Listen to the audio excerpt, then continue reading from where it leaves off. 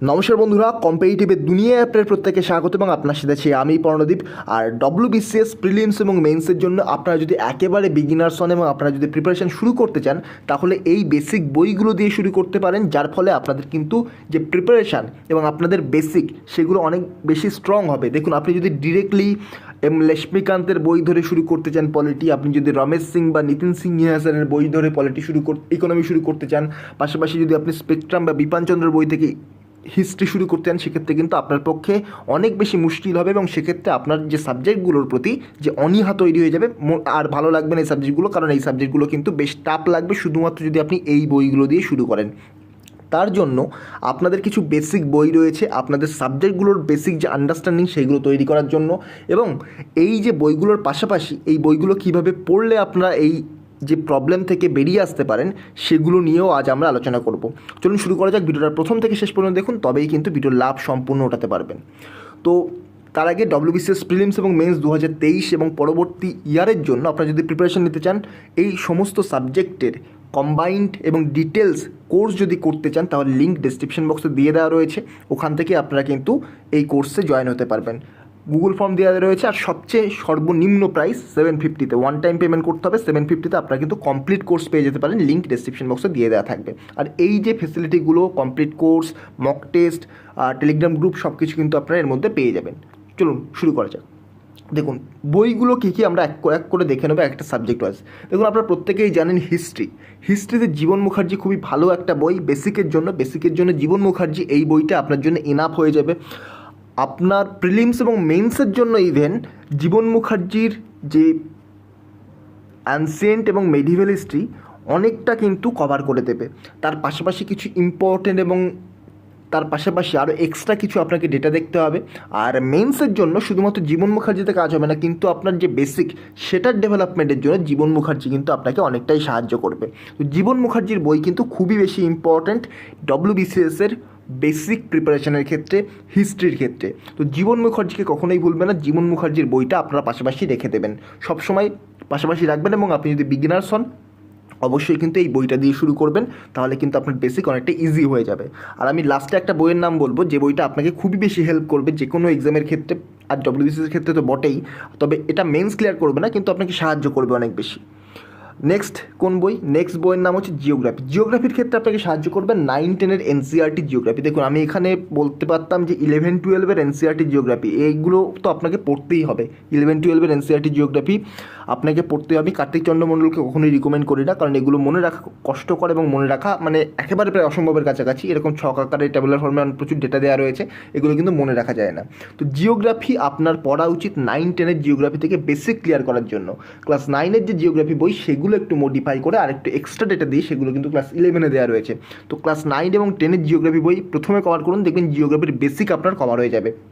তো জিওগ্রাফি পড়বেন class 9-10-এর geography বই থেকে, আপনার এক্সট্রা আর কোনো বইতে যাওয়ার দরকার নেই।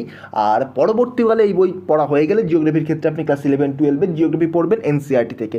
আদারওয়াইজ এক্সট্রা যে ডেটাগুলো সেগুলো মোটামুটি যে কোনো ওয়েবসাইট, যে কোনো PDF থেকে আপনারা কভার করে নিতে পারেন।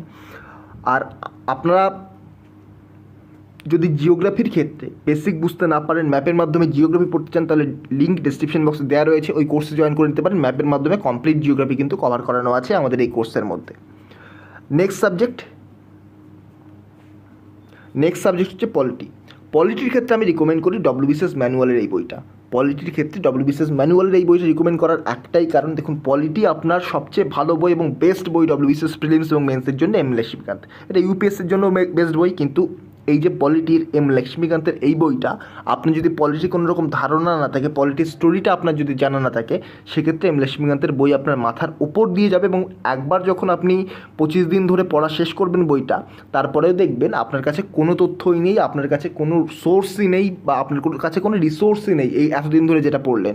তো সেহেতু আপনার বেসিক ডেভেলপমেন্টের জন্য পলিটি WBCS ম্যানুয়াল থেকে একবার পড়ে নেবেন। আর চাইলে আপনারা ফ্রি লেকচার দেওয়া রয়েছে, আমার চ্যানেলে ফ্রি লেকচার দেওয়া রয়েছে ইন্ডিয়ান পলিটি বাই লক্ষ্মীকান্ত বলে, ওটাও আপনারা দেখে নিতে পারেন, অথবা ইন্ডিয়ান পলিটি বাই লুসেনজিকে, সেটাও আমাদের করে দেওয়া রয়েছে, সেগুলোও চলছে। আর Indian polity by WBCS manual সেটাও কিন্তু আমাদের চলছে। তো মোটামুটি আপনাদের পলিটি নিয়ে কোনো রকম প্রবলেম হবে না, চ্যানেলেই কিন্তু ফ্রি লেকচার অনেকগুলো পেয়ে যাবেন। নেক্সট ইকোনমিতে আমি সাজেস্ট করব আমার ফ্রি লেকচার দেওয়া রয়েছে Indian economy by Ramesh Singh বলে, এরকম ফ্রি লেকচার দেওয়া রয়েছে, পুরোপুরি একেবারে প্লেলিস্ট তৈরি করে দেওয়া রয়েছে, ওখান থেকেই দেখে নেবেন। আর ইকোনমি যদি আপনারা বেসিক থেকে অ্যাডভান্স লেভেলে বুঝতে চান প্রিলিমস এবং মেন্সের পার্সপেক্টিভতে, তাহলে কিন্তু লিঙ্ক ডেসক্রিপশন বক্সে দেওয়া রয়েছে, ওখান থেকে আমার কোর্স জয়েন করে নিতে পারেন। অনলি 750 ওয়ান টাইম পেমেন্টের মাধ্যমে কিন্তু কমপ্লিট আপনার জিএস পোর্শনটা এখান থেকে কভার করতে পারবেন। তো ইকোনমি কিন্তু ওর থেকে ভালো আর হবে না, কারণ যত কোশ্চেন বেসিক থেকে বা ইকোনমির যে কনসেপ্ট থেকে আসে সব কিছু কিন্তু ওর মধ্যে কভার করে দেওয়া রয়েছে। তো ইকোনমি ফ্রি লেকচার থেকে আপনি বেসিক তুলতে পারেন, আর বেসিক থেকে অ্যাডভান্স লেভেল পর্যন্ত যেতে গেলে ইকোনমি বুঝতে বেশিরভাগ স্টুডেন্টের অসুবিধা হয়, কারণ ইকোনমি ব্যাকগ্রাউন্ড থাকে না, তো সেক্ষেত্রে মুশকিল হয়ে যায়। তো আপনার ইকোনমি কিন্তু ওখান থেকে লিঙ্ক ডেসক্রিপশন বক্সে দেওয়া রয়েছে, ওই কোর্স থেকে করতে পারেন, অথবা ফ্রি লেকচার দেওয়া রয়েছে, ওখান থেকেও কিন্তু ইকোনমির বেসিক কভার করতে পারেন। নেক্সট সায়েন্স ক্লাস 9 এবং 10-এর যে WBCS বোর্ডের বই, West Bengal board of secondary এডুকেশনের যে বইগুলো রয়েছে ক্লাস 9 এবং 10-এর, বায়োলজি বইটা তো ওই বই পড়লে আর আপনার অন্য কিছুই লাগবে না। ক্লাস 9-10-এর বায়োলজি বই যদি আপনি পড়েন, আপনাদের WBCS বোর্ডের এখনকার না, একটু পুরনো যে প্যাটার্নের যে বইগুলো ছিল সেই বইগুলো যদি পড়েন, আপনার আর কিছুই লাগবে না বায়োলজি। তবে ফিজিক্স এবং কেমিস্ট্রিতে আপনাকে এক্সট্রা একটু এফোর্ট দিতে হবে। ফিজিক্স এবং কেমিস্ট্রিতে আপনাকে কিন্তু 11-12 স্টাডি করতে হবে, কিন্তু যেহেতু এটা বেসিক নিয়ে কথা হচ্ছে, তো আপনারা কিন্তু ক্লাস 9 এবং 10-এর ফিজিক্স কেমিস্ট্রি পড়ুন, আপনার বেসিক ডেভেলপমেন্ট হয়ে যাবে।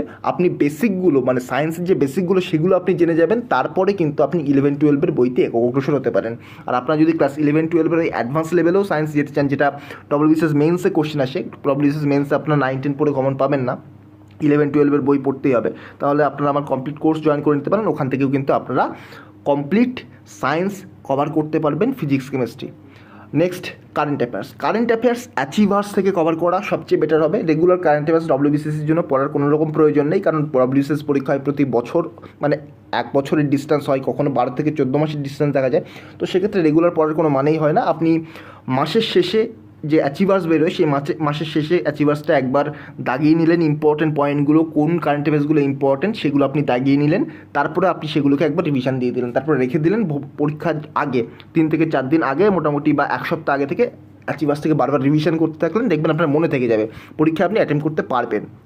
আপনার যদি মনে না থাকে, আপনার যদি মনে হয় এটা আপনার জন্য সেফ না, তাহলে পরীক্ষার 2 থেকে 3 মাস আগে থেকে রিভিশন করা শুরু করে দিতে পারেন, তাহলেও কিন্তু মোর দ্যান এনাফ হবে।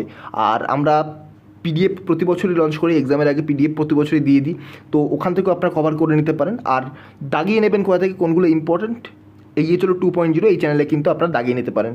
আর জাস্ট সার্চ করবেন, পেয়ে যাবেন। এখানে প্রতিটা যে অ্যাচিভার সেখানে বলে দেওয়া হয় যে কোন কোন পয়েন্টগুলো, কোন কোন কারেন্ট অ্যাফেয়ার্সগুলো ইম্পর্টেন্ট, ওগুলো পড়লেই মোর দ্যান এনাফ হয়ে যাবে।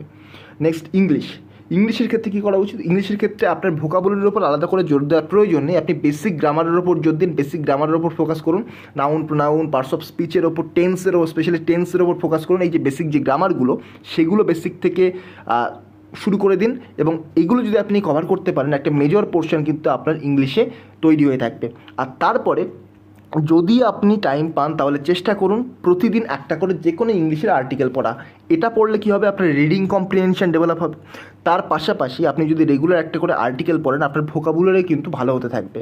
আপনার প্রথম দিকে বোরিং লাগতে পারে, কিন্তু ধীরে ধীরে কিন্তু এই যে প্রসেস আপনার চলছে, তার ফলে কিন্তু আপনার ইংলিশ আগের থেকে অনেকটা বেটার হয়ে যাবে।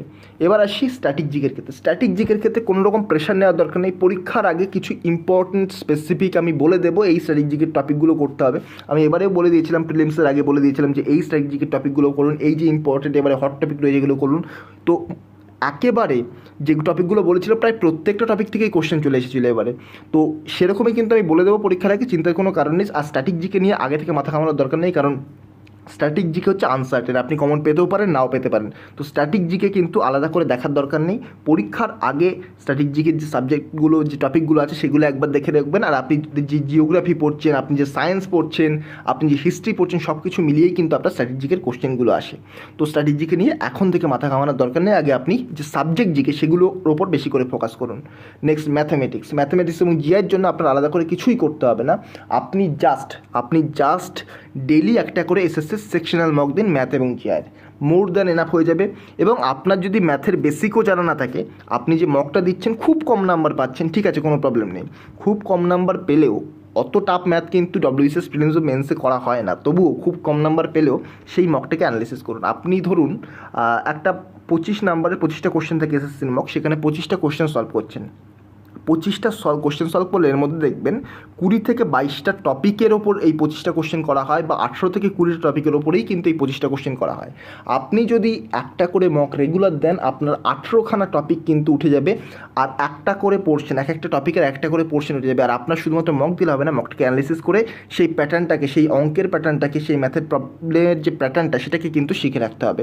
তাহলে কিন্তু আপনার ম্যাথ জিআই এটাও কিন্তু আর প্রবলেম হবে না। শুধুমাত্র ডেইলি একটা করে এসএসসি সেকশনাল মক দেবেন ম্যাথ এবং জিআইয়ের জন্য। তো এটা কিন্তু আপনার জন্য মোর দ্যান এনাফ হবে।